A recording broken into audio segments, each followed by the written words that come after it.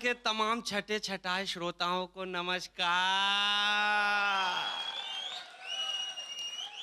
अच्छा, अब मैं एक पुरानी चीज सुनाता हूँ और मैं ओरिजिनल वाला हूँ, आपको बताता हूँ।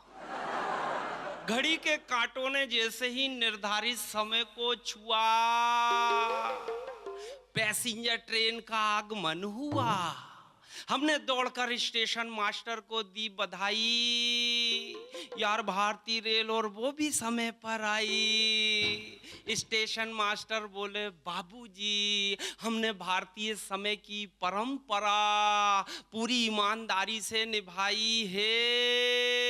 ये तो कल की ट्रेन है जो 24 घंटे लेट आई है। हाँ, बस वाला, उसका पेमेंट आप अलग से करेंगे। और बहुत दिलेर लोगों के बीच में आया। छोटी सी घटना बताता हूँ। अभी तो बाहर हम लोग बैठे थे, दीपक राजा झाड़ में चढ़ के बैठा। अब ठंडी ठंडी हवा ले रहा। मैंने कहा ठंडी में भी ठंडी। तो अब पंजाबी लोग हैं, समझ में नहीं आता क्या कर दे। गुग्गी बोले हाथ दे। गुग्गी जी भी चढ़ गए, वो उसके ऊपर वाली डाल में। वो इसके समझ में नहीं आया दीपक के। बोले गुग्गी पाजी मैं तो चढ़ा, आप क्यों आए? बोले मैं सेब खाने आया। बोले ये आम का झाड़ है। गुग्गी बोला रहने दे, सेब तो मैं साथ में लाया।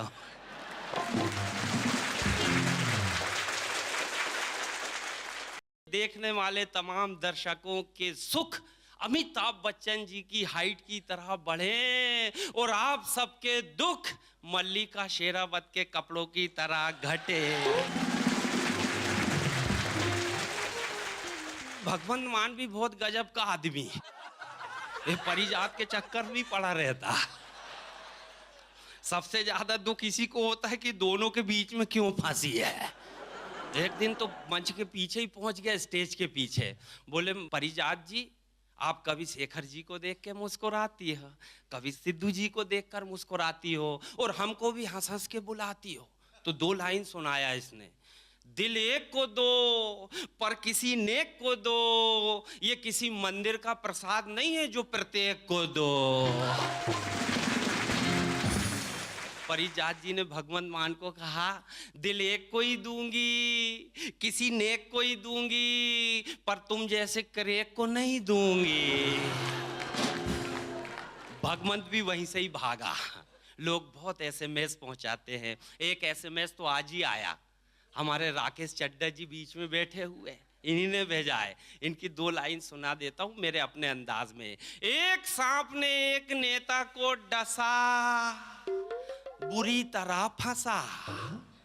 एक सांप ने एक नेता को डसा, बुरी तरह फंसा। नेताजी आज भी जिंदा हैं, बेचारा सांप चल बसा। कैसे कैसे एसएमएस आते हैं। एक एसएमएस तो अनिल शर्मा जी ने यहीं से ही भेजा। सपेरे बिलों पर बीन लिए बैठे हैं, सपेरे बिलों पे बीन लिए बैठे हैं, साले सांप भी कम बदमाश नहीं, दूरबीन लिए बैठे। मैं अब एक अंतिम कविता आपको सुनाता हूँ नेताओं पे। एक नेताजी को कविता करने का शौक चर्राया, तो नेताजी ने अपनी महफिल पे मुझे बुलाया। बोले कुरैशी जी हमको भी हंसाइए और एक अच्छा सा शेर सुनाइए। मैंने भी माहौल देखकर एक शेर जड़ दिया। उनके पड़ोस में खूबसूरत लड़की चश्मा लगाकर खड़ी थी, पहला शेर उसी को अर्पित कर दिया। दिल दे दिया है जालिम तुझको, चश्मा लगा के देख। दिल दे दिया है जालिम तुझको, चश्मा लगा के देख। वो फिर भी यकीन आए तो एक्सरा करा के दे।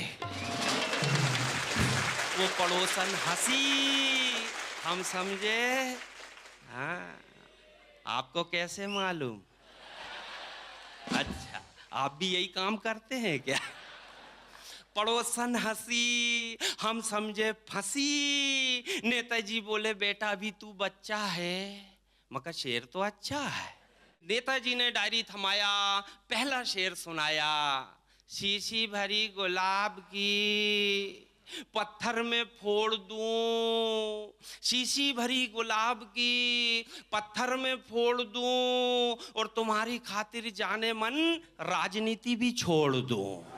मैंने कहा नेताजी, अगर शीशी को पत्थर पर फोड़ेंगे तो गजब हो जाएगा, ये शेखर जी और सिद्धू जी का सर किस दिन काम आएगा। शीशी को पत्थर पर फोड़ेंगे तो गजब हो जाएगा, ये शेखर जी सिद्धू जी का सर किस दिन काम आएगा। अरे राजनीति से तो आपका पेट भर रहा है, पेट को भरिए और देश को चारा समझकर खूब चरिए। आप तालियां बजा सकते हैं। अच्छा, जहां समाप्त होगी मैं बताता जाऊंगा। हाँ बिल्कुल, चिंता नहीं करना, लोड नहीं लेना। कहाँ शुरू होती कहाँ समाप्त होती कभी कभी मेरे भी समझ में नहीं आती।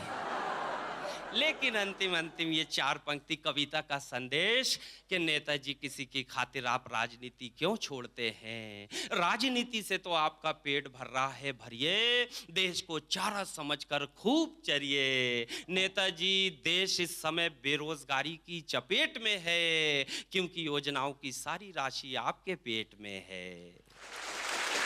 देश इस समय बेरोजगारी की चपेट में है क्योंकि योजनाओं की सारी राशि आपके पेट में है। और अंतिम 2 लाइन कि इस नए वर्ष में ऊपर वाले इतना करम कर दे, इस नए वर्ष में ऊपर वाले इतना करम कर दे, भ्रष्ट नेताओं की संख्या को कुछ कम कर दे, भ्रष्ट नेताओं की संख्या को। Thank you.